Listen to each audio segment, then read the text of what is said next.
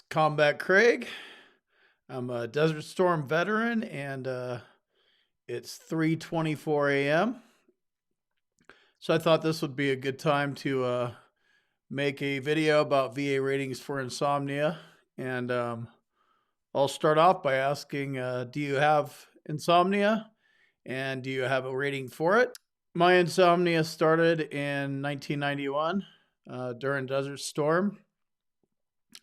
Just had problems in early 91, January, February 91, and I've had it ever since. So that's 29 years or something like that. Didn't know I had I knew I had insomnia. I didn't know how to deal with the insomnia.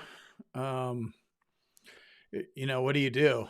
um I did what I did. When you don't have a mental health rating, you don't go to doctors because you can't afford them and stuff like that. You don't know that the VA exists, those types of things. So, I used to drink myself asleep pretty much. Just did a lot of heavy drinking. Um, Probably a lot of you guys did that. I know I did that for a long time. So finally, after years, 15 years or something like that, I finally went to a doctor and got a diagnosis for depression and anxiety and insomnia. And he prescribed me trazodone and Xanax. And that's been in like my winning combo. That'll put me to sleep for 3 or 4 hours, sometimes longer.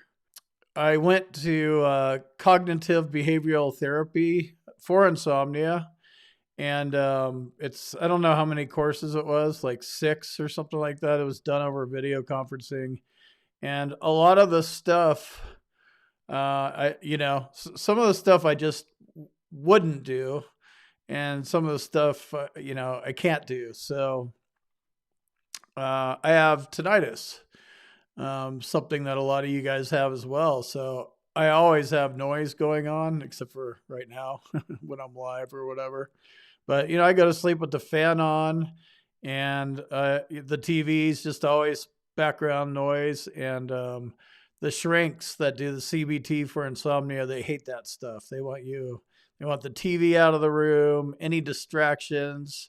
They're even telling me to tell Clyde to go sleep somewhere off. I was like, Clyde's going to beat you with his gimpy leg if that actually happens. When we're talking about VA claims for insomnia, or VA ratings for insomnia, it can kind of go down 2 different paths. So typically, there's always some sort of catch when you're dealing with the VA, right?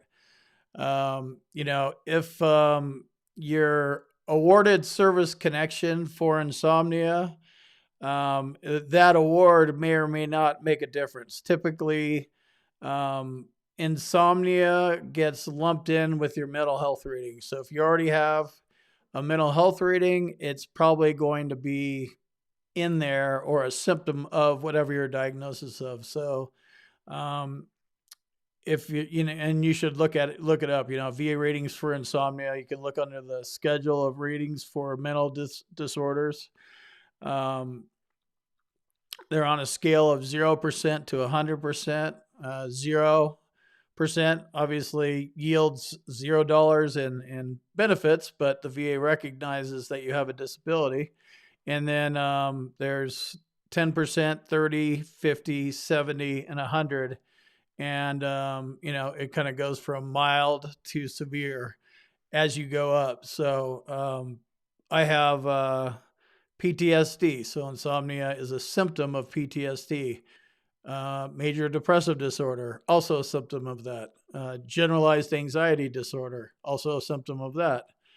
Episodic alcohol use disorder, not sure, probably is, but it's overlapping. So pyramiding would be in effect, which is why insomnia gets thrown in. And then somatic symptom disorder, I know it's a symptom of that too. So most likely it's going to be a mental health rating. And another route that you can go with it is if you do have a diagnosis for sleep apnea, it could fall underneath sleep apnea as well.